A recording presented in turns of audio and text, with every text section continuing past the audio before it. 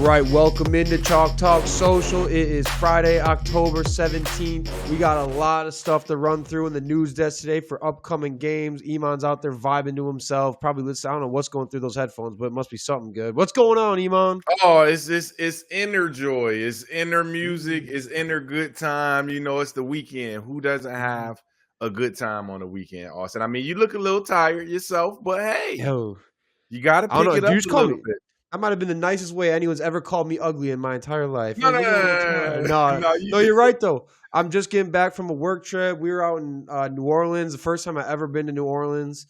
And so it was a little work thing, real quick in and out, but we did a little swamp boating. Got to, I fed a couple alligators. That was sweet. So that was neat. Our guy's name was Big Ron. They call him Crocodile. No, what's his name? Crocodile Dundee? They call him Crocodile Bundy. His name's Ron Bundy. He's gone like super viral on TikTok before for like saving a gator. Jumped in the water and Nick saved the gator, and it went super viral. But he was absolutely funny as hell. He let us feed these gators. Apparently, gators are like something like they see white stuff and they want to eat stuff that's like white. So we were tossing them marshmallows, a bunch of that, and just they were eating marshmallows off a stick. It was cool. But those boats, those boats with the big ass fans in the back, fan on the back, yeah, deafening. Like if you just the person sitting next to you couldn't hear what they're saying, you could just see their mouth moving. It's so loud. But all right, we got an Eagles fan that's gonna be joining us today. I mean, I feel like on Friday, we should probably start talking about I got to talk a little Packers. I don't know if you want to talk Ravens at this point anymore, but if you got things to say, I mean, Packers this weekend, we got the Cardinals, right? And I wish I could feel good about it, but again, the Browns game, the Bengals game, we just struggle with the not good teams. And the Cardinals, I don't think Brissett's playing. Jacoby Brissett's playing for Kyler Murray, so I think they're going to see what the Bengals just did against the Packers, and I bet you they're going to deploy the same exact thing. So I'm hoping this weekend with the Packers, it's like, let's beat the brakes off a team we should beat the brakes off of. They don't got their two starting running backs. They don't got their starting quarterback. I know they got Marvin Harrison, and I know that they got tight end McBride's really nice, but boy, this should be a 45-13 type of game. I'm telling you, that's what it should be. Anything less than that, I don't know, man. If they let Jacoby Brissett score 13, that's the issue because he's a bum. That's a couple field goals. 2 field goals, 1 touchdown, a garbage time tutty, perhaps. Yeah, you're right. Maybe at the end of the game. Hey, listen, until Lamar comes back and our team looks like we're ready, I'm not even going to give him no fucking airtime at this point because listen. And listen, it's crazy because I was just telling somebody the other day, it would be not crazy that they just run off 9 in a row when Lamar comes back. Like I don't think that's just far-fetched, but he has to come back and win 3, and then I'll be excited because right now they just did the thing. We're like sitting at the second draft pick. Like what? Yeah, don't think anyone would have planned for that. That one's really unexpected. And look, and I don't remember last time I said this, but like Lamar don't play defense, so. The Packers, they tried to win Super Bowls with this offense is going to go out, rack up 40 a game, and we're going to win a Super Bowl. We won exactly 0 Super Bowls with that strategy after we won the one against the Steelers. So, and it's not like the Ravens offense, I mean, they were doing really well. They've kind of definitely taken a step back since Lamar's been gone. Like Derrick Henry hasn't done shit since Lamar's been out. So, man, unless you can get Lamar to suit up and play some cornerback too while he's at it, he probably could play cornerback pretty nice. I mean, at least sure, better than what y'all got now, at least. For sure. So, and I'm kind of hoping we stay there because I want Caleb Downs. We need defense. I think it's some defensive guys that we can go get. So, we'll see. Nice. We'll see. Yeah. Well, you got that. I don't who the Ravens even playing this weekend.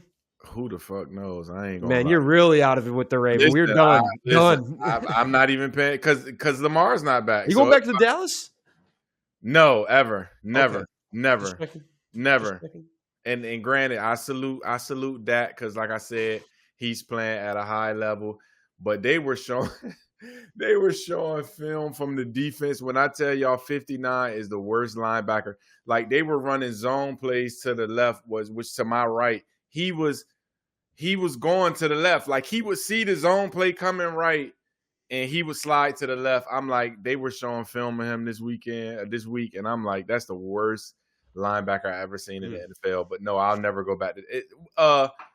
If Jerry passed, If Jerry passes away, you'll go back to Dallas? And then yes. If You Jerry need a man passed, to die? if Jerry passed and his son doesn't run the team, they let McClay run GM and pick and kind of handle things, then I will go back. But if Jerry die and Steven just does what Jerry do, I'm never going back. No. Yeah, if you've ever seen the show Succession, it feels like he's going to put the kids in charge. He's going to put the child in charge, and who knows what's going to happen. Last thing I'll say on New Orleans, I don't know why it just came in my head. Everything's a strip club in New Orleans. It's a like we went into a street. Yeah, we were down there. Like we were right on the at the Ritz on Canal, so we were right in the kind of the thick of it all. But I didn't know Nick Cage had this whole weird tie to New Orleans too. He bought some demon possessed lady's house and left in like some crazy shit. Nick Cage is a weird guy, and he only got weirder hearing some stories about him. But yeah, we walked into a bar and we're like just trying to order drinks, and it was like the girl's like, the bartender's, you going in the back with that? Like, what's in the back? Like, strip club? I'm like, what? Didn't even advertise it up front. There was no advertising. Yeah. And then just everything else, every other thing was a strip club. I was like, this is a wild little joint down here. Yeah, Bourbon Street all right during the daytime. It get a little sketchy at night. I've been there, and when it gets dark, it gets sketchy as fuck. And I'm like, yeah, get me up off Bourbon Street, and it's a little dirty. Yeah, so you better be a big fella. If you're by yourself, anything less than that, do not be by yourself. That's just what everyone kept telling us because they're like, "Oh, you guys from around out of town or something? Like, just don't be around by yourself at night." It gets sketchy. And when the first time I went, I was out there at night, and I wasn't by myself. And I'm from the hood. Granted, I am from the hood, so I'm not really scared of much.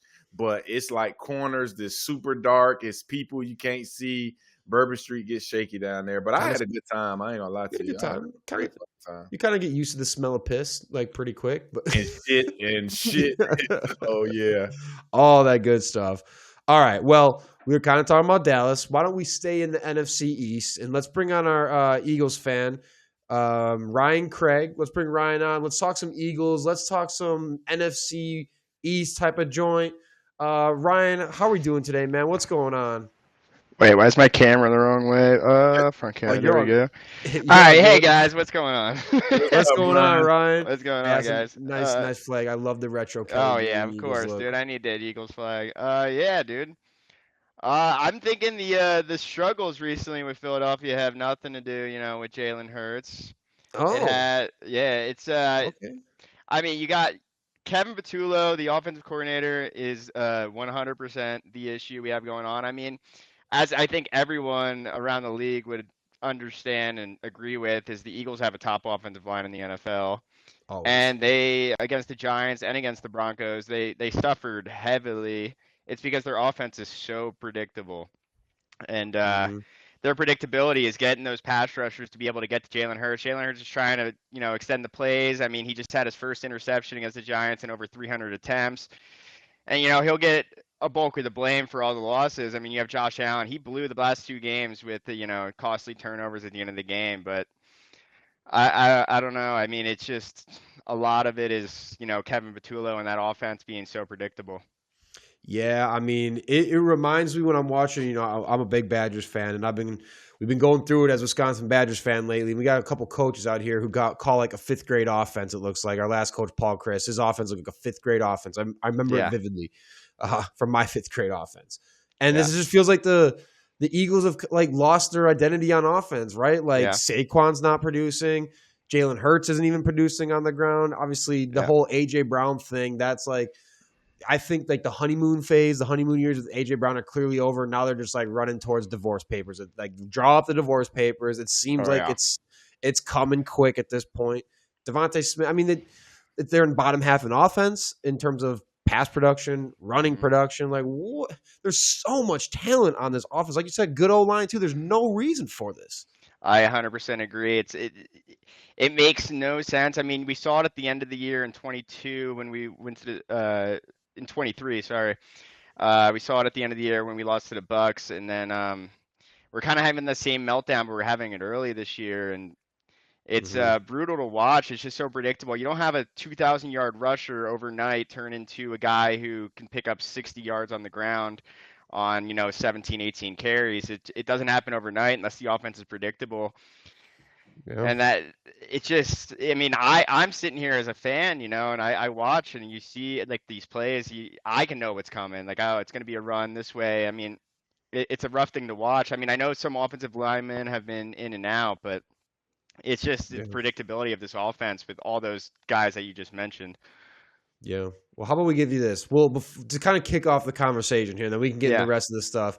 We'll let you run your minute monologue. You already Jalen. You already kind of talked to us about Jalen Hurts. Let's let you get deep into that because I know me and Iman both got feelings on Jalen Hurts as a quarterback. And look, hey, I'm gonna come at this angle. I feel like I say this once an episode, not for no reason, but I've loved the Eagles for a long time. They've always been my number 2 team behind the Packers. So just keep that in mind when I respond about Jalen Hurts. Oh, yeah. All right, we'll give you 60 seconds. Run it up on what you got to say about Jalen Hurts, and let's start this whole shindig with that. Oh, yeah, for sure. All right. I'm going to cut you off in 60 seconds, too. You better be good on it, too. I'm telling you. All right, yeah. Dude, Jalen Hurts, all he's done since he's entered the NFL is win. He's been to 2 Super Bowls. He has won 1 Super Bowl. He is the 3rd quarterback in NFL history to win a Super Bowl after losing his first one. He's the only quarterback under 30 years old right now in the NFL who won a Super Bowl. He's the only one under 30. You got Burrow, Allen, all those guys don't have one. Like I said earlier, he has 300-something passes without an interception until last week. He is just not the issue. I would take him top 5. I could push for 6 if you want to throw Herbert in there. We all know top 4. That's a lock, and it's been a lock for the past 2 seasons. He's it's just it's all been offensive coordinator every single season he's been in the NFL. He has had a different offensive coordinator, and that's a hard thing to do. No one has to do that. Brady doesn't have to do that. Mahomes doesn't have to do that. Hurts has had the new offensive coordinator every single year, and he stepped up and he's made the plays he's had to do. There you go. 65 seconds. Good stuff. We'll let that go. That was good stuff. Well, hey, Ryan. Hold on, Ryan. I'll say Iman. Let me hear it, Iman. Hold on, Ryan. Let's hear it, dude. Do you have a cup or anything? Did you roll up before you got up here? Because I thought I heard you say top 5. And listen, Eagle Shirley came up here and top 5. Eagle Shirley. You know who Eagle Shirley is? You ever heard of her? Yes, I listen to WIP every day. Oh, yeah. We had Eagle Shirley on. She was fighting the same thing. Top 5?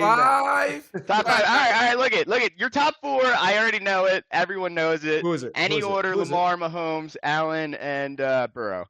Who are you putting up? Burrow. Whoa. I don't think Burrow's the top 4 quarterback. He didn't play much. So, listen. Forget top 5. Let's just go on the NFC East. He might be right now the worst quarterback in NFC. Dak is playing better than him. He's always played better than him, Ryan. Let's be clear. Now, granted, he's won a lot of games too, right? A lot of playoff games. Yes, but salute. Y'all have had Ryan. Y'all have had a lot of good teams. Remember now, y'all have had a lot of good teams. Number 1 offensive line, Pro Bowl receivers, great defenses. So we can't just say wins and losses is all on quarterback. I keep hearing this about Jalen Hurts. He's a winner, and he also is fucking terrible throwing outs.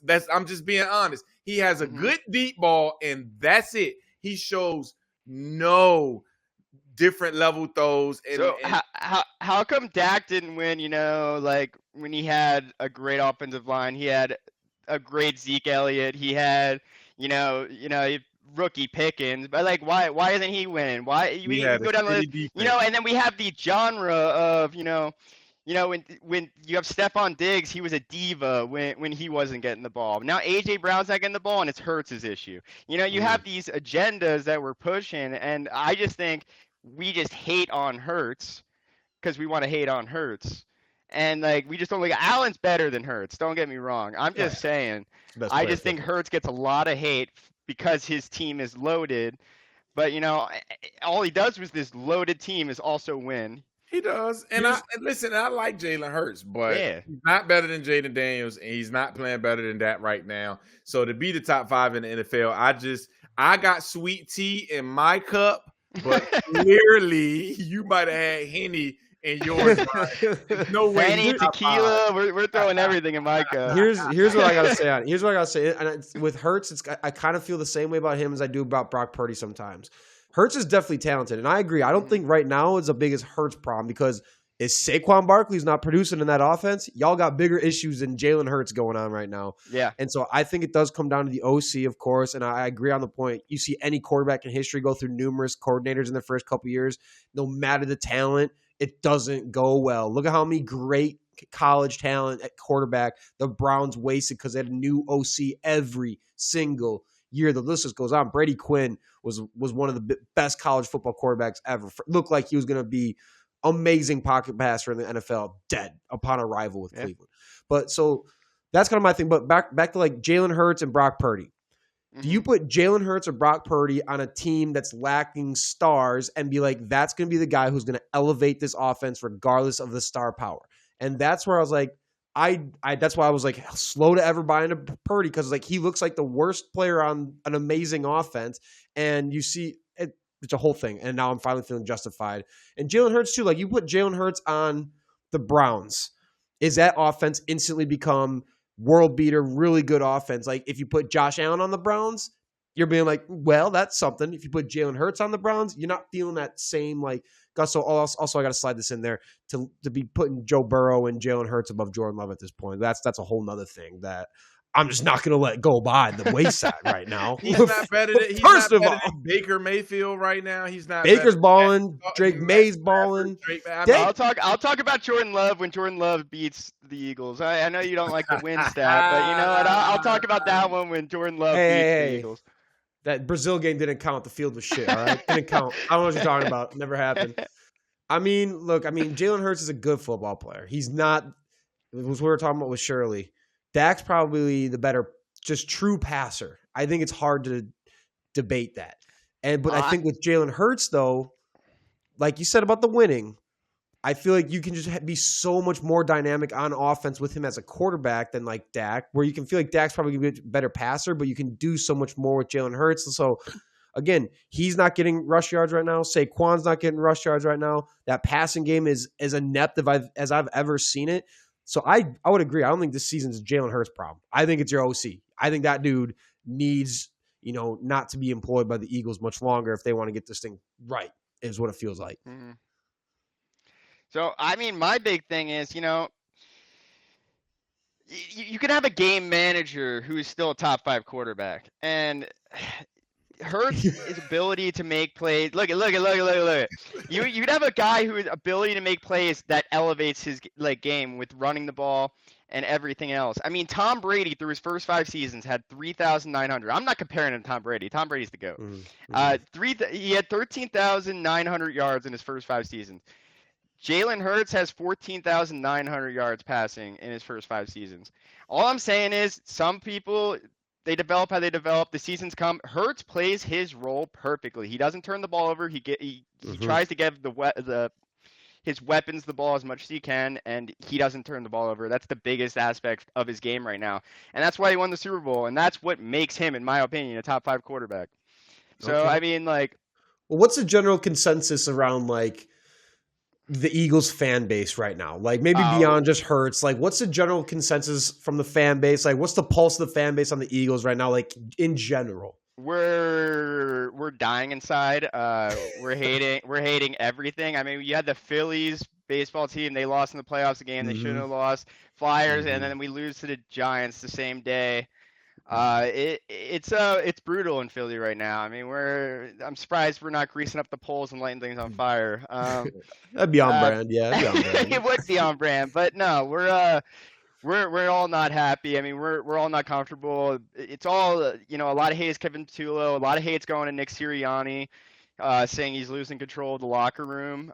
Didn't this just happen last year and then they turned it around, right? I feel like we've seen this movie before. Last year, this week, he shaved his head. And that was the redemption arc. The Eagles, everyone's got to calm down though, because the Eagles always start off slow. I mean, we lost to 2 teams we shouldn't have lost to early in the year. We started off with 2 losses, then we went on a run of 13 straight. I mean, it's just, and we lost to Washington at the end of the year, so it was less than that. But we Philly fans, we always overreact, and we're the worst fan base to be around. But we're not happy with anything right now. So I mean the defense is honestly a a huge issue too that just no one's even talking about. The cornerbacks, especially with Quinyon Mitchell, who's a dog. He's out for this week, maybe even next week. And then we really have no cornerbacks. People in Philly are talking about bringing CJ Gardner-Johnson back. We're not allowed to bring him back because he just got cut again. Yeah, we're not even allowed to bring him back, and all Philly is trying to bring him back. Wait, even though we're not allowed. Why not? I'm not familiar with this one. So when you trade a player and he gets cut, he has to play 3 games before he can re-sign with an NFL team. So he's only played 2, so he's not technically allowed to re-sign with Philly. We could actually use his help, and I did not think that going into the season. No way, Ryan. He's another guy that's just been overhyped all of it. He's just not good. Like he's physical, but awful. He's a locker room issue. And I heard what he was doing in y'all locker room just with Big Play Slay. They didn't get along, and I'm like, see, don't bring him back. Y'all will be better, be good. And I mean, my only thing, I'm with you. Y'all start a little slow every year, but now I do ask you this: if let's just say y'all don't make playoffs, are people calling for Sirianni's job? Are they? I think if we don't make playoffs this year, Nick Sirianni is fired. Oh wow! Eagles do not hesitate. Howie Roseman doesn't hesitate as the head of football operations. I mean, he's win now mode every single year. And would you want him fired though? Would you want him fired? So I'm a huge Nick Sirianni fan. I talked to my friends. All my friends want Nick Sirianni fired. Me personally, I'm a Nick Sirianni fan. He's a different kind of coach. I mean, obviously he doesn't call the offense. He doesn't call the defense. Very Dan Campbell of him. He's a weird dude, but he's a weird dude in a good way. I think he brings competitiveness to the locker room in a good way. And I personally, even though the Eagles are losing, I haven't seen the Eagles in my life like as together as a unit, even when we're losing. Just the way they collaborate, talk. I mean, we're having, they have Victory Mondays, and they all go out and they have like a little like party. The Eagles, after they win on Sundays, they have Victory Mondays after practice. The team doesn't even want to do that anymore after their last victory because they know they're not good enough, and they all just have meetings and they watch down film. Like that's different for the Eagles, and I think that's the culture that Nick Sirianni built, and I think he's a really good culture builder. Well, yeah. I mean, it sounds like the Packers with the Eagles right now. There's things that got to get ironed out, and it's not been the prettiest, but they're winning football games. And so by the time the season progresses and you kind of work out the kinks and kind of some of these challenges, like you said, same thing with the Eagles last year. And it was like, you're already at least getting right with a winning record, essentially. And so you're not getting right and, having to play up, go win 3 games just to get back to 500, something like that. Yeah. So at least that's got going for them. I mean, what about in the state of with the state of the NFC East? I know Iman's over here saying Jaden Daniels is a better quarterback. I saw that. That's a whole nother debate too. But kind of the state of the Eagles fan base, but more so how are we feeling about the state of the NFC East this year? Because like you said, y'all lost to the Giants. The Commanders on a joke, and obviously Dallas is doing good things. CeeDee Lamb's back. Dak's cooking. How are we feeling about that division? Dude, it's definitely a weird one this year. It's really hard to read. I mean, I always want to take the Eagles as the favorite, but since the year 2000, no team has repeated winning the East. So I'm expecting someone different. Yeah, it's a crazy stat, and it keeps going. And so I don't know who's going to pull it out. And some reason I don't feel like it's going to be Philly. I would love for Philly to do it, be the first team to back-to-back division winners. But I think Dallas could be the worst team in the division this year. Really? Finish the worst team? It's a tough one. I don't know. The Giants are looking. They get hot. They're hot and cold. I mean, their defense is good. If they could just, if Dart could just manage the ball, give it to Scatabo at the right times, just have him pound the rock. I mean, I think they'll win some games they're not supposed to. They dominated the Eagles, but they'll win some games they're not supposed to for sure. Mm-hmm. Yeah, I'm with you though. I think Dallas is the worst. That defense is the worst. Yeah, and I just don't think good offense can overcome that bad defense, right? I mean, just have to score 40 points every game is impossible. Yeah. So I'm with you. And the Dallas offense looks amazing right now too. It's just a shame their defense is so bad. This is it's just Packer-esque. You can score 40 all you want. It doesn't translate into results when you got to shit defense that comes Super Bowl time. Yeah. Speaking of Super Bowls, last thing that I got for you, and then, if you mind, you got anything else? What to you is putting this Eagles team like over the top? Like, what type of move they're gonna need to make to like make you feel again like, all right, I'm feeling much better about the Eagles' chances. That was a big move. Do they even need to do that? Is there a guy that's like they're not playing enough? Like, what's the move that's gonna get them in a better spot? I mean, right now, I've been thinking this for a while. I think even though Cooper DeJean has looked awesome in the nickel role, I think it'd be a huge move where they're situated at cornerback right now. If he can move to the outside, I think that would shore up a lot of things for us because you can have Keely Ringo, someone who's not built for the outside, play a slot cornerback position and kind of solidify everything. I'm not sure 100% if he could do that. I'm not in the practices or anything, but I think if he moves to the outside, you could solidify a lot with our defense because we're struggling, or we're going to trade for a corner. I mean, Howie's, he's always calling people. He's always looking. You never know who he's looking at. I mean, the Tank Bisbee thing surprised me. He's a terrible returner. I don't know why we did that, but and you already had AJ Dillon. It didn't make sense to add two of the same guy. Yeah. So. Well, I mean, I was surprised you didn't say pass rush. To be honest, I didn't. Oh, I mean, dude, no one's hurt. We definitely need pass rush. I just don't see anything out there. Hendrickson? Trey Hendrickson? He just got hurt. He didn't play tonight though. So he's hurt. No! I was gonna say the Bengals the Bengals just put out like what their price is. They want like a young player for him. It's like give him like Jalen Hunt or something like that. But give you a rental. Oh, but I mean, the Eagles window's open right now. You can afford to go get a rental for a season or two. Yeah, like if it's an all pro rental. Especially we have $25 million in cap space right now, so we definitely have room for him. So probably I don't know exactly what his cap hit this year, but. Yeah, we have space for him. Defensive line for sure would shore things up. The only thing solidified we have on our defensive unit is our linebackers right now. Our linebackers are nice, and Makuba is looking like a superstar in the secondary. So I've always liked Makuba. I love him. He's a nice ball player. All right, that's all I got. Iman, you got anything else you want to shoot past? Do you stay in Philly, Ryan? I grew up there. I'm down in North Carolina now. Okay, well, I'm going to just throw this last thing. Outside of sports, your favorite Philly rapper of all time. Who's your favorite Philly rapper of all time? I wish I listened to rap, but I don't listen to rap. But favorite Philly artist? Because it's a bunch come from there now. I can start naming them off. Dude, I don't listen to anything. Dude, you got me bad on music. You don't listen to music? I'm not a big music guy, man. Never have been. Never will be. I have never heard someone who's like, I just don't listen to music. When I go to the gym or something, I'm locked in. I got 94 WIP Eagles radio in my ear. That's what I got. I'm feeling a little different, but I love that. That's hey, if it's not music, it better be like sports talks. And next time, if somebody just asks you, just say Black Thought. All right, Black Thought is my favorite Philly rapper. I got you. Next time Troy Jihad. Yeah, Black Thought, Troy Jihad. And you good. I got you. Not allowed to say Will Smith. I'm sure people, somebody out there. All right, Ryan. Well, we appreciate you coming on, chopping up some Eagles. Great stuff, man. Yeah. I think maybe we find a way to get Jordan Love above Jalen Hurts on your quarterback rankings. But I appreciate that you just want to see him beat him first. We'll talk again when he beats him first, and then we'll come back to that conversation. But we'll wait for that one. All right. All right, I appreciate it. Well, thanks for jumping on, Ryan. Y'all have a good one now. Yeah, peace, guys. All right, see you. Man.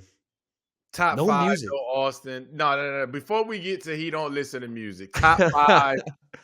Come on. I mean, there was a time. Come on, Austin. It was never a time. He was close. Jalen Hurts. Never. Top 5? Jalen Hurts? Yes, he's never been better than Jordan Love since day one. Let's be clear. I like Jalen Hurts. I'm like a fan of him, but I'm also like, I think try to be realistic. Again, I agree with him. I don't think the problem is as much Hurts this year.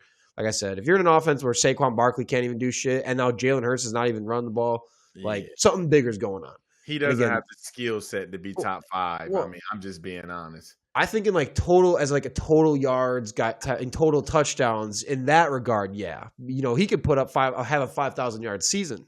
Like, man, maybe like 4,800 total yards. That's still really fucking productive, especially when you got like Saquon going to go for 1,500, 1,800. So again, I like what he adds from a dynamic perspective. He's not top 5, I don't think. But yeah, you can definitely win a lot. He's proven it. If nothing else, you can win a lot of damn football games with him. That is a fact. But Trent Dilfer won a Super Bowl too. That's the only thing I can think of when people are saying like Trent Dilfer won a Super Bowl too, man. Brad Johnson won the Super Bowls. Brad Johnson. So it's all good. Crazy. But that's weird. He doesn't listen to music. That one, I've literally never heard someone's.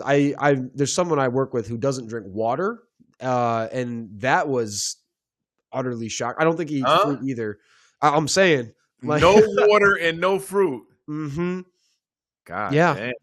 Right, built different. No music. Yeah. That's also kind of built different type of stuff. But I do know somebody who don't watch sports too. So I know guys who literally don't watch football, baseball, basketball. What would you even do on a Sunday?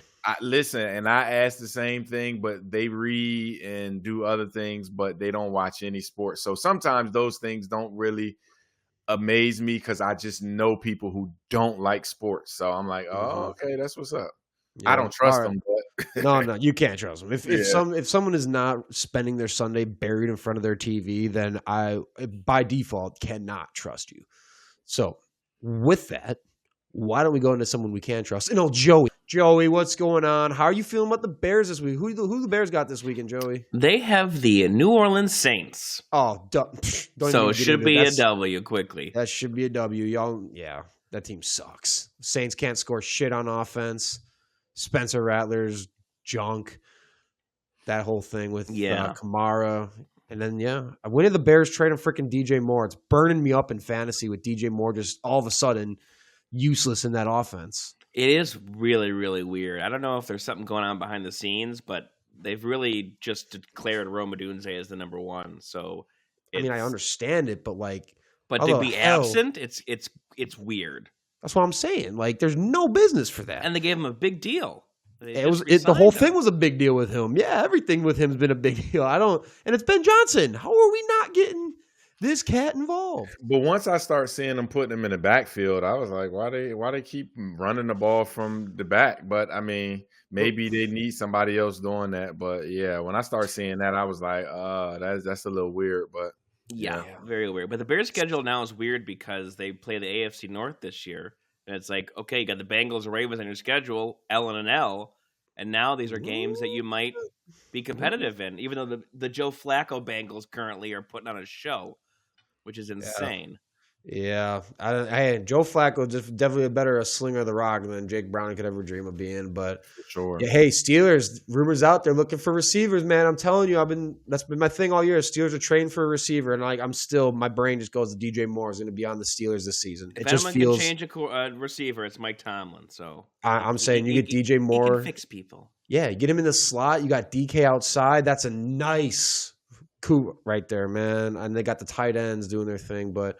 All right, well, let's kick it in the news desk. Mariners, by the way, I don't know. It doesn't seem like they're going to win. So Mariners are going to win. I think that series is going to be 2-2 now if Mariners end up falling. So why don't we Joe, how about you kick us off? What do we got on the news desk this week? Well, we're starting off with Mariners. It was a good transition. Like you said, this series is getting close to being knotted up. Mariners took those first two really easily. And then the Blue Jays came back and said, not so fast. So where are we feeling the series is going to head on the AL side of things for heading to the World Series? It's kind of crazy. They came to Seattle all of a sudden, and the Blue Jays historically play well in Seattle, apparently, because they come to Seattle and probably, up big right now. I think as we're recording this, it's 6-2 in the bottom seven. So, yeah, probably over. Mariners bets could pop a big dinger, but... yeah, to lose back-to-back at home, that's tough. I still think the Mariners can pull it out. The Blue Jays got dangerous bats, but I think the Mariners pitching can prevail, I think. I want to believe. Because you're probably going to see who's their ace again? Why am I blanking on the ace's name? Whatever, you're probably going to see their best pitcher again. Doesn't matter. I don't know why I can't think of his name right now. I'm looking at he's got long-ass dreads. How am I blanking on this?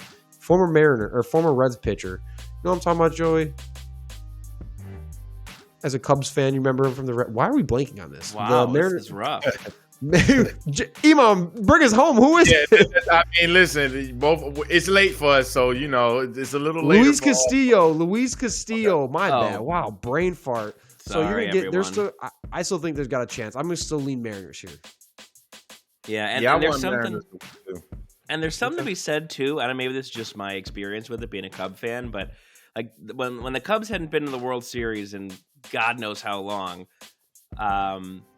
those first 2 games back home, the pressure on that team was monstrous, and they lost those 2 at home. And baseball being a 2-3-2 now in this round of the series, that 3rd game can swing it.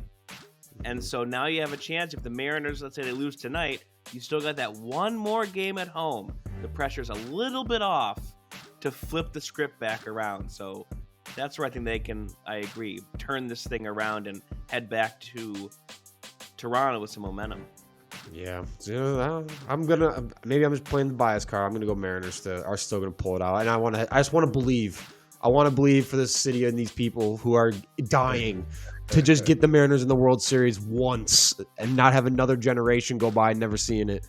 So I'm gonna root for Mariners by default. But that's why I believe it's gonna happen this year with the Big Dumper having the historical season he's had. I just think it's in their cards now. One thing I do know, Toronto got that Drake juju. So listen, all we got to see is Drake put money on Toronto, and then it's good for Seattle because he's the fucking jinx. So you got to make sure he bet on them. So all right, what's next, Joey? Let's switch to the NL side. Your Brewers, you're in a tough spot. They're down 3-0, and in my opinion, should have won that game 1. They were a ground rule double and a hit by a pitch. Taking away the ground rule double to get 1 run in, and a hit by a pitch away to tie that sucker in the 9th.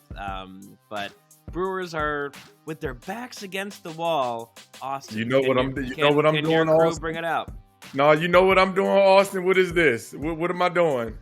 I don't know. Sticking the fork in them because they're yeah. And I hate to say it because you my guy, Austin, and you're so elated when they do well. You just got the biggest smile and excitement in your life.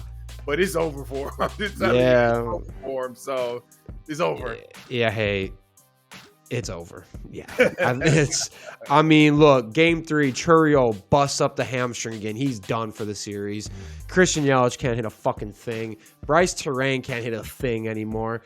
We only got like 2 guys hitting the ball reasonably consistently at this point. The pitching's still doing great, right? Mizorowski's coming the last 2 games. Last time he's coming behind the starter twice now. First inning starter, Mizorowski came in the second, or I guess the game 3 came in with like 2 outs. And he's pitched lights out baseball, which is what you absolutely love to see. You wish you were getting some wins tied to these, but he's pitching lights out. His off speed is looking amazing. So at least if the season ended today, which it doesn't, there's still like 1% life left. Like at least you got that to go into next season. Your young phenom pitcher is looking like his best form again right now, and that's amazing. But the hitting, man, like I said, pitching's doing its job. They're losing. Today they lost 3-1. Like, for the most part, the pitching is holding down the bats. Ohtani, they got cranked up in the first inning, though, in game 3. How many times? Why does this keep happening with these first inning runs, man? I've never seen a team get so smoked in the first inning so often. It's been every playoff game besides, I think, legitimately like 1 or 2. It's bad. So, down 3-0 to the World Series Dodgers, who are going to go back. Their pitching has been lights out. It's over. You can't go down 3-0. You just can't be down 3-0 to this team. So, they get us again. This is the 3rd time in a row the Dodgers have got us in the playoffs when we match up. So, one was the NLCS, actually. I think that was the 2017 year. And then the NLDS more recently. And now, once again, so Brewers fans, similar to Seattle fans, we just don't get anything nice. We don't get World Series rings around here. So, really fucking cool. What's next? I'm done. I'm over it. See, that's why I hate to see you like this, man. At least we kicked out the Cubs. You got one up on Joey. Sorry, Joey. At least we have that. We got that. All right, fine. I got that and Mizorowski I'm hanging on to. That's it. What do we got next? God dang it. NFL, we're switching to the Carolina Panthers. They're the team that gets no love on this show yet, but they got an interesting running back situation. Why? Because Rico Dowdle came in and said, I'm going to show up everyone in my path and have over 470 yards in 2 games and lead the Panthers to victories, which is rare. Mm-hmm. And now Chuba Hubbard's on his way back. Is this now an issue? Is this now a 2-back tandem that's going to tear up the league? Where do we stand on this Panthers running back room? They should listen. If they start taking some of his carries for Hubbard, they fools. Because I mean, right now they're in a good. Yes, they're. Oh, wait, hold on. Say that again. I'm saying Hubbard needs to sit on the bench and wait for Rico Dowdle to say, I'm tired. But they do to tap the helmet or put the arm up to say, I'm tired. Then you can come in. But it shouldn't be a 1-2 combo thing. I mean, and just watching every Dallas game, I didn't see this Rico Dowdle last year or the year before. So I'm a little shocked, and it's crazy because it came out that Dallas wanted to re-sign him. But, they always say that shit, and somehow he got away. But, I mean, he's playing like Walter Payton right now, and they'll be fooled. And, I mean, he got even Bryce Young able to be a better quarterback because now you got to put 8 in the box right now with him. If you don't put 8 in the box, you're getting beat. And Bryce Young is playing at a high level from it. So, yeah, Hubbard, just chill for a second, brother, because Rico Dowdle's running. And look, at running back's a weird thing in the NFL as is, right? And it's the NFL, man. Next job up. You know how many NFL players have lost their jobs because they got hurt and they don't got a job anymore, right? Just ask Drew Bledsoe how that worked for him, right? So, I mean, Chuba Hubbard's nothing special. He's fine. He's all right. But, unless you're greatness, if you got another running back who comes in and just starts doing what Dowdle's doing, running 5, what's he got right now? How many yards an attempt? 5.8 yards a carry right now for Dowdle. He's lighting it up. And, Dallas, last year he wasn't great with Dallas. I know Dallas also didn't have their best O-line last year cooking for him. But he had a nice season. His first, he kind of came out of nowhere. He was nothing. I think he got hurt one season or missed a season, something like that. But it was his 3rd or 4th year in the league last year. And he puts up $1,000 on the ground. He has almost 40 catches. Rico Dowdle's talented as hell. There's no reason Chuba should come back in and be lead dog again. I mean, Chuba's had nice games too. We've seen it. There's a reason he's still got a starting job, but he's not good enough to where if there's a guy playing top 3 running back type of stuff in the league over the last 2 weeks that he should be taking the backseat. I agree. Chuba, I mean, I think they know now they got at least a nice 1-2 punch in a sense, and they got options. So I don't know. You got to let Dowdle run this. 2 games, 472 yards, 2 starting games, but insane. 6 he's played in all 6. But again, he's just having an amazing season. Already matches touchdown totals from last year rushing the ball. I mean, yeah, got to keep him up, I think. I'm just proud of myself because I picked him up in fantasy when I was down and running back Ooh. before he went off. So for Joey, who's crap at fantasy, I am very proud of myself, laughing all the way to the bank. Did you at least start him? Did you start him or no? Yes. Oh, you did? Okay. 2 weeks ago? Or last week? You started him? The 2 games, yes. Golly. Oh, wow. Hey, congratulations. I forget. I had an injury for someone. I'm like, I'm either going to get the Cardinals back up or the Panthers. And I chose right. Thanks, Brain. Hey. Good stuff. Nope. Yep. We love that. All right, what's up next? All right, switching over to college football. Indiana and Curt Cignetti sign an 8-year, $93 million deal, keeping him in Hoosier land for the foreseeable future. What is this saying for this league right now? Is the Big Ten, the new SEC? Where's Indiana stacking up with these top teams in the conference? This is just a big day from a school that I would argue, 4 years ago, you would never read this kind of sentence, right? And now they're a team that's apparently here to stay. Yep. Cignetti's got them boys right. He's got a great program going. He's actually beating good teams right now. So as it regards to where they stand in the Big Ten, Indiana, there's only one team that stands above them right now. It's Ohio State. I'd add Oregon in there too, but they beat Oregon. So I think Oregon is, obviously longer. They've been better for longer, but right now, last season, this season, Indiana is as good as it gets. They got a good quarterback. Mendoza's balling out. They got the right coach. And I mean, I can't put Michigan over them right now. USC's playing nice, but I can't put USC over them right now. Nebraska's playing nice. There's it's only Ohio State I think you could put over them now in terms of like, where does the Big Ten stack up? I still think we're not far removed from a world in college football where there's only two conferences, Big Ten versus SEC. I mean, SEC's having they got a lot of teams playing really good football. So does the Big Ten. It seems like most of the top 25 is from those conferences at this point.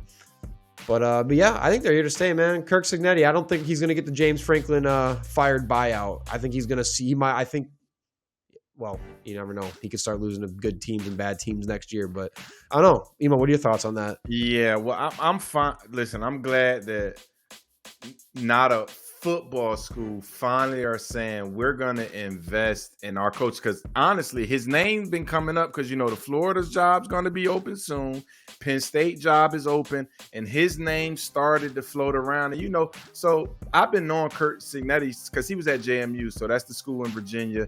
We were D1 AA, then we moved up to FBS, and now we're about to even move up another conference. So when he was at JMU, he won national titles. He would recruit kids at the high school that I was coaching at. So when I tell you he's like a great recruiter, but he's also a great developer, because nobody on his team's 5-star. And when you want to win, you got to get a guy who's going to be patient with the team they got and develop them.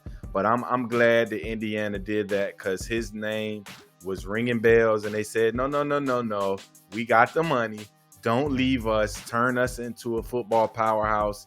And I mean, I thought that game was a statement game against Oregon. Now I do want to see them against another big team to kind of say you're really there. But I mean, I don't see why they won't be. I mean, in the FBA, the college football playoff this year. Oh, that's a playoff team. That's 100% a playoff team. For sure. I mean, they look good. They look real good. And shout out to LeBron Bond. I coached him in track in high school. He's freshman receiver for Indiana. So yeah. That's cool. All right, what's up next? All right, next up, we're sticking in college. We're going back to North Carolina. So it's not Bill. It's not Jordan. This time, it's Mr. Michael Lombardi, the GM, because, colleges have GMs now for their NIL deal, which makes sense. Shout out to Woj, who took that job. That's amazing.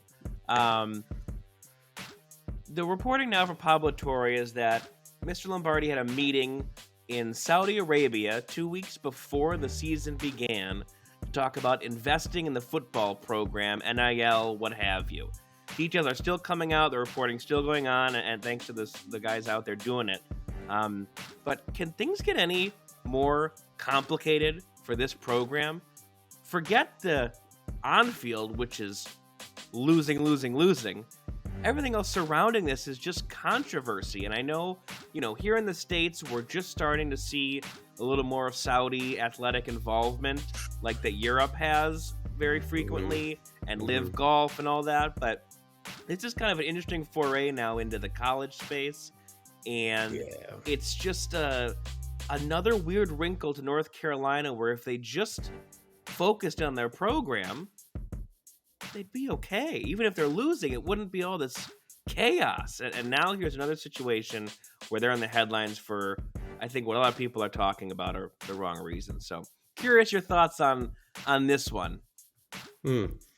I mean, for me on this one, I think the first thing I thought of when I say this is just another testament, I feel like, to college football struggling and teams struggling to be profitable. Expenses are through the roof. The revenue's not matching it, so the balance sheets aren't been looking good lately.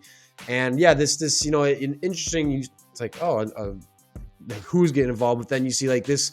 The company, was it called, like PIF or something like that? I don't remember what it stands for. I think it's like the Public Investment Fund. But they're the ones who EA Sports, the video games, like they're the ones who just like participate in that whole them going private again. You said Live Golf. They're a part of Newcastle, I think, the Premier League team. So this is the fund is very heavily involved in sports. So I think it's a testament to college football teams struggling to have money. North Carolina donors, maybe they're not having deep pockets right now for some reason, because you would think. But like Iman said it a million times, man, money talks in NCAA now in terms of building a program, and you gotta be willing to spend on your roster. And I think the money in this deal, I think it goes, I don't know if it's just football. I think it goes towards like their entire. Maybe, I mean, it's definitely going to go heavily into football, but I thought it went into more things than just football if they were to invest. But I mean, Lombardi's not commenting on it.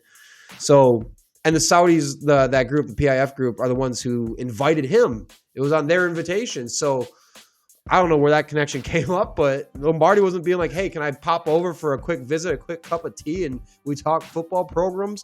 No, they're like, hey, come on over here. So I'm wondering why they picked North Carolina or what the backstory was. It'll be interesting to see. Like, I'd be interested in that relationship developing because of all schools, North Carolina just seems so random for them to pick that one. Well, I got kind of a hunch. So, and let's be clear. If they're making that meeting, 2 years UNC will be in the college football playoff because we know the Saudis have blank. I mean, they're taking over boxing. They're taking everything. Their oil, not Texas oil money. They got Saudi Arabia oil money. Real. So let's be clear. If those meetings and they're talking money in 2 years, they're going to be a formidable team because Saudi Arabia people, they just write checks. But now I think they really want to get close to Jordan. And the only way to kind of get close to Jordan is just starting to support UNC football. Because that's what they were saying. Jordan, a lot of his money is tied up in basketball and a few other sports. So I think they want to get next to Jordan because he's still a big entity in sports, NBA. So I see the Saudis really having a hand in every sport in America, and it's coming soon. And why not though? They got all the money. If people want to get paid, let them come in and pay the money. So, yeah, it is interesting. I wonder where the companies on land over here, where their money is going. And I mean, it's just donors, but I know people nobody's got money like some of these Saudi companies. No. They're all blank checks. When we say liquid gold, they literally have that. Right, and then we just got some oil in Texas. They got literal liquid gold over there. That's just paying them. So it'll be interesting. I agree. If that happens, North Carolina is going to be buying every 5-star prospect. Everybody. That's going to be a $50 million program in no time in terms of what their roster's getting paid. All right, what do we got next, Joey?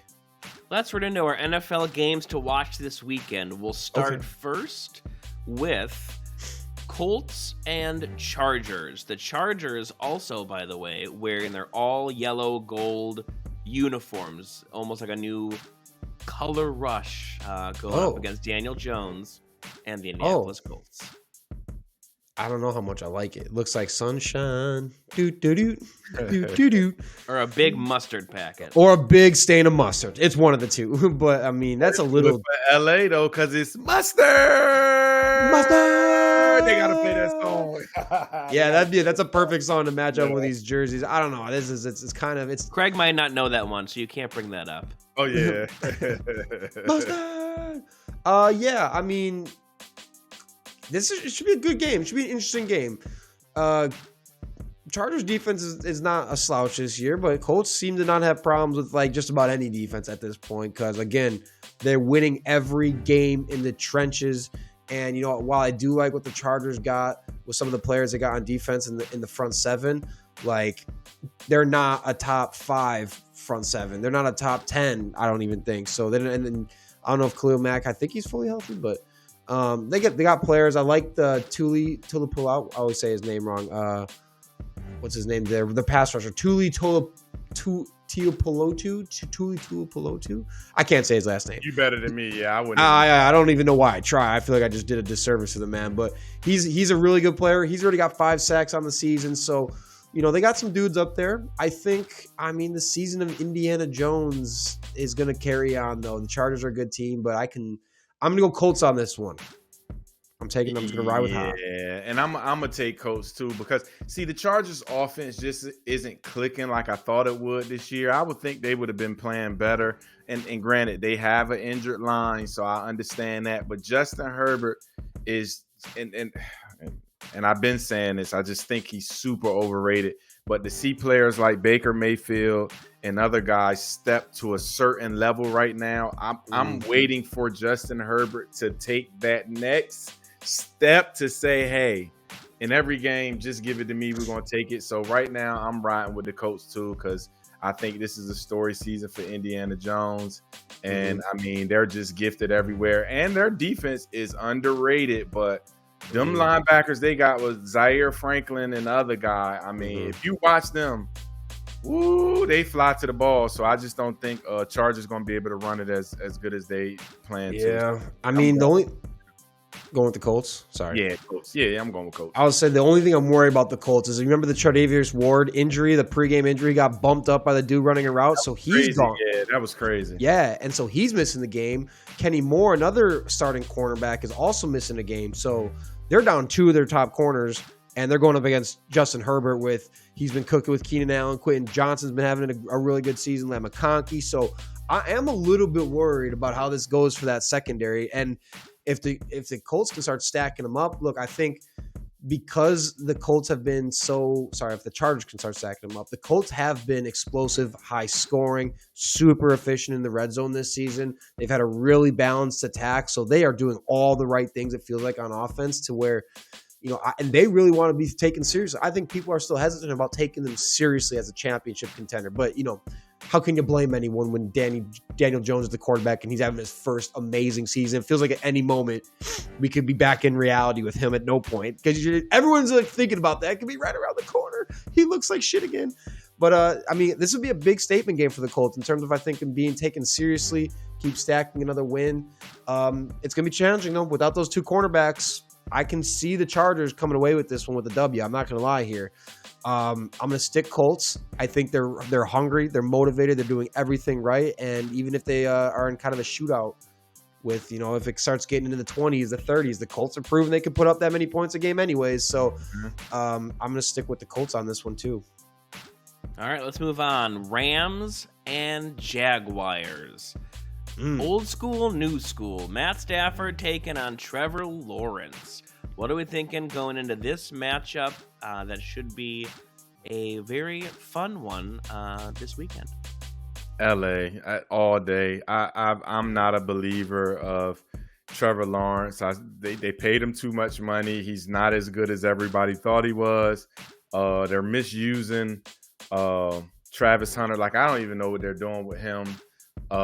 I like Travis Etienne. He's a good running back, but the receivers haven't really been the LSU kid, Brian Johnson. Brian Thomas. Last year he kind of made a step where like, he might be better than Malik Neighbors, but he didn't actually finish what he was doing last year, this year. And I just think Jaguars won some close games early, but they're a fraud team. I think they're about to lose 5 in a row because I just don't think Trevor Lawrence is good. I just think he's super overhyped. He's just not good. He doesn't even. Yeah, I'm going LA. Okay. I was gonna say I'm probably gonna go with the Rams too. They're both 4-2 teams. The Rams are just, I think, again, all around better. The Jaguars did say this, like, that we're going to get Travis more involved this now. Like, I was like, yeah, y'all have been kind of criminally misusing this dude, and that they give up a lot of capital to give him too. So I'm interested to see if they follow through on that. They got talent. I've never been a Trevor Lawrence believer myself. I never thought it was going to translate. He's been kind of mid. He got the second contract. But, the thing about the Rams, man, Kyren Williams hasn't even rushed for 100 yards yet this season, which is kind of crazy to say. He's putting up decent performances. He hasn't had a breakout performance. Obviously, they're just spamming the Puka Nacua button like a mother this season. But, Matthew Stafford, he's balling out. He's got 2+ touchdown passes in 4 of 6 games. Where on the inverse, Trevor Lawrence has failed to throw multiple touchdown passes in 4 of 6 games. So, again, there's a total different level of quarterback play going on in this one. The Rams' defense is stout. Trevor Lawrence has not been great in big games. He's probably not even been good in big games. I haven't seen the stats, but generally speaking, he's just not been that good altogether. So I can't imagine the big games are any better. But, he did have 3 touchdown passes versus the Bengals in week 2 and 2 touchdown passes last week for Seattle. So I think they got enough going on that offense to where they can put up points any given Sunday, it feels like. But, and while their defense has been okay, run defense has been okay, I don't think Kyren Williams is getting that 100-yard game again because they've had a good run defense. Brian Thomas, man, They just got to get him coming back to life, and that offense can really do some damage. And, Trevor Lawrence doesn't have to be great in that type of – it's like Brock Purdy with the 49ers. Like, you don't have to be great when you got Travis Hunter, Brian Thomas, ETN. You got a lot of dogs around you. That Brenton Strange is playing good at tight end too. So Trevor Lawrence has got to get back to the fundamentals, stay consistent, remain consistent, play within the offense. But I think this week the Rams will probably get him. Joe, I don't know. You got any thoughts on that game? Joey? I'm in agreement. I think the Rams get him. I think the Jaguars really won that game. I won't call it a fluke, but that, the fall down, the stumble bum touchdown kind of thing to take down the Chiefs is very fluky. So that was a wild, good play though. Wild, which is funny when you think about, in college would have been down, right? And then that's a great win for an NFL team. But no, I think Stafford still got it. I always, even though I'm a Bear fan, I always loved watching him play, and he was criminally under-resourced and rated in Detroit, and he's finally been in a system for a few years now, including a Super Bowl win that showcases him. So I got to give it to the Rams here. Yeah, Matthew Stafford, you're so right again, because we're both NFC North fans, and Iman, you watch enough ball. Never got enough credit in Detroit. Never had enough pieces around. He had Kelvin Johnson a little bit, but he never got enough credit for all he did and just how goddamn gritty he is. And so, that move to get him in a Sean McVay offense, a really good Rams team, you can't be anything but happy for the dude with just, because now he gets the credit he deserves. Absolutely. Completely. Does. In the stage, Yeah. All right, let's go into the last thing. Last NFL game of the week we want to go with, or college football? Oh, yeah, no, last NFL, sorry. No worries. Last NFL game that we're going to preview, which is my favorite of the week, should be everyone else's too, Tampa Bay Buccaneers. Baker Mayvie Field, and take on the Lions. This should be one of the best NFC matchups of the year as an NFC Championship preview. Only time will tell, but this is a fun one because I think everyone knew what the Lions were going to be, even though Ben Johnson was gone. They still had a hunch. It's this Buccaneers team that you knew would be in the hunt, but they're taking over this conference week after week after week. What are our thoughts going into this game? I think Buccaneers going to kind of get exposed this week with not having the talent around. And then I still think Baker Mayfield is going to keep anybody in the game because he's just a super competitor. He's a Jordan, and he's on the Jordan mode right now. So it's going to be closer than I think it is. I just think Detroit just has so much talent, and their defense playing a little better this year. So I think Baker's going to need a little bit more talent on offense to be able to keep up with Detroit, because they got to bounce back after that loss against Kansas City. So, in order for them to keep moving in the right direction right now, where they can step out in front and become that front runner in NFC, they got to bounce back, which I think they will bounce back. So I think they get Tampa this week, just because Baker doesn't have all his guys again. Yeah. And it's going to probably have to be high scoring, right? The Lions are second in the NFL with 31.8 points per game right now. They got 34-plus points in 4 of their last 5 games. The offense ranks 6th in DVOA. They're just racking up 30 points. They got 30-plus points in 10 of their last 12 games dating back to last season. But, Baker doesn't got his guys. He still had 2 touchdown passes last week against the Niners. He's got 2-plus touchdown passes 11 times in the last 12 games. So he's cooking. But, when you don't got your top dogs and your number 1 wide receiver is going to be Sterling Shepard, I don't know, is Godwin coming back or not? Or Ibuka, are they all going to miss again? Yeah, I think they're going to be out again this week. That's tough because I don't know if you can win a 30-point shoot-off with the Lions when you're down all those bodies. Now, I will say this. Keep your eye on K-Dot and tight end. He's been coming back in that offense again. He was so good for him last year. Baker's got great chemistry with him. So, and I did this in fantasy. So I picked him up. I got him plugged in the starting lineup because when he's got a good connection with Baker, he was super good for them last year. Now that these boys are gone, I bet you he's just going to be spamming K-Dot, and that's a really good connection. I would say that would be their best chance of staying competitive in these games, is kind of having a K-Dot game, and this is definitely me trying to manifest that again for my fantasy team right now. But yeah, I don't know. It's going to be tough to see if they can do that with Sterling Shepard leading the charge at receiver for them. Jared Goff is leading the NFL in touchdown passes right now. He's got 120.6 passer rating, 10th in the league in passing yards. I mean, you got Iman. You watch the Lions. They still look like the Lions. They look like Ben Johnson never left, right? So it's going to be hard. I do think because of the injuries that I'm also going Lions on this one. But, man, if Baker pulls this out, I'm going to need to see those MVP. Give him the trophy. Give him the trophy. Yeah, I gotta need to see him above Patrick, definitely above Lamar. I think he's third right now. He's gonna need to be a close second if he pulls this off and he has another reasonable 2-touchdown game, 250 plus yards. Yeah, Baker's the man right now. What's next? All right, last news desk item of the day. Ooh, okay. Our big college football matchup of the weekend: Ole Miss taking on Georgia. Saturday marks the second meeting of these two programs in a full season, in a full year. And last season, Ole Miss pulled off the stunning upset, 28-10 over the Bulldogs. A lot of good college football this weekend, but this one's, I think, the one fans are talking about. It's been screaming out loud on all the talk shows this week. What is the Austin and Iman sideliner temperature for this big CFB matchup? I'm not trusting Ole Miss this weekend, and the only reason I say this because Lane Kiffin name kept coming up in the Penn State job and him moving on from Ole Miss, and I know what that does to a locker room and he's known for that. Now let's be honest, where he's been, he's known for just showing up one day and say, hey, I'm gone. So his name been coming up for the Penn State job, and other jobs is going to open. So I think Georgia gets the win. But if the locker room in Ole Miss is focused, I just think this is their year that they make that next step in the SEC to say we're here, that we're one of the big dogs now. But I think it's going to be chaos because, like I said, I've been seeing Lane Kiffin name coming up. So we'll see.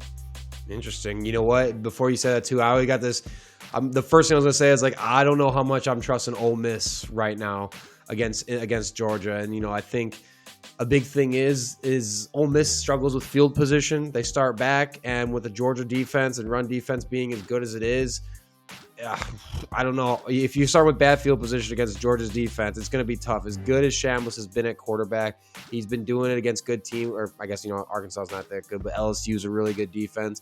They did beat Washington State. That was way too close. Georgia's been playing in some tough games, some close games against some good teams. Tennessee and Bama, really close games. I know they lost that one, but they're a little bit more battle tested right now, I think, and they're kind of, they're the natty champs. They've got, they declined a little bit, but they're still a really good team. They still got Kirby Smart. I don't know. I don't know if I'm taking Ole Miss on this one. As much as I said, I think they're the team to beat in the SEC. This would solidify it. This absolutely solidifies it. For sure. I think if they lose though, then the conversation comes back to the SEC team to beat is Bama. It's probably Bama because they beat Georgia. So I would say it would be Bama, Georgia, your top two for teams to beat in the SEC, but probably with Bama number one. Iman, you would have called that one. I mean, that would seem like a good pick too. So I don't know. This is the Ole Miss not up or shut up game in the biggest way right now. They're 6-0, best start since 2022. See if they can pull it off, but I got a little gut feeling too. I'd say I got to lean Georgia. I'm just leaning Georgia on this one. And the tight one too. I think it's going to be a real good game. I'm with you. Georgia maybe by 3.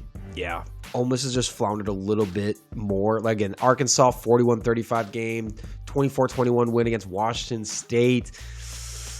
And then a close game against a bad LSU offense. So they've kind of floundered in some games they should have been doing a little bit better on. And meanwhile, Georgia's playing really competitive games with really good teams, even if they're on the losing side. So I'm going to go Georgia here.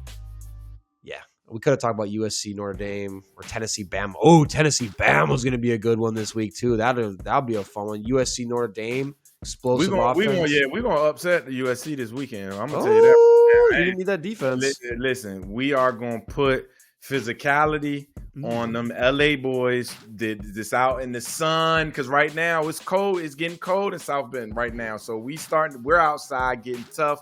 They're in the sun, palm trees, skinny girls, nice racks. So they chilling. I'm telling you now. Hey, don't got that in South Bend? None of that in South Bend? Oh hell no! Listen, they got the pleated skirts on and the Argyles, but no, we about to put a physical offense on them too, because Love is the best running back in college football. He might be one of the best offensive weapons in college football. So listen, no, we don't got to talk it long, but I'm telling you right now, we are going to put paws on USC this weekend. Just watch. We're going to put these fucking paws on them this weekend. Should be an awesome game. That's going to be an awesome matchup. That offense versus that defense should be that's like Titans collide. And then, Tennessee, Bama too. I love some Joey Aguilar. So first quarter, Joey Aguilar is the best player in college football in those first quarters specifically. So some good games. All right, let's wrap it up there. Let's cut it. Joey, thank you as always running us through the news desk and all the stuff coming up in sports. Y'all have a good weekend. Like I said, get your butts in front of some TVs. Watch some games. We got some really good games coming up this weekend. Per usual. God, it's so nice to just have great football every weekend again. This feels so good. Oh, my God. To think we go through so much pain to get back to this moment, how good it feels. But it's going so NBA fast. start next Friday too. So I was gonna say, that's a good call out. Hey, start listening. We're gonna have to start talking some NBA on this show now. It's about to come time. You know, Giannis might not be a Buck. He might just be moving back in Greece. So I'm gonna have to fully collapse and go into just rage mode. But my Rockets been looking great in preseason, so you gonna be hearing it. We've been looking good. So just people get ready for me to talk shit because we finally back. And if you're still here listening, make sure you use code Sideliner Sports on Huega House for your 15%. Sideliner SIDELINR space sports 15% Huega House. Until next week, we'll see you. Peace out.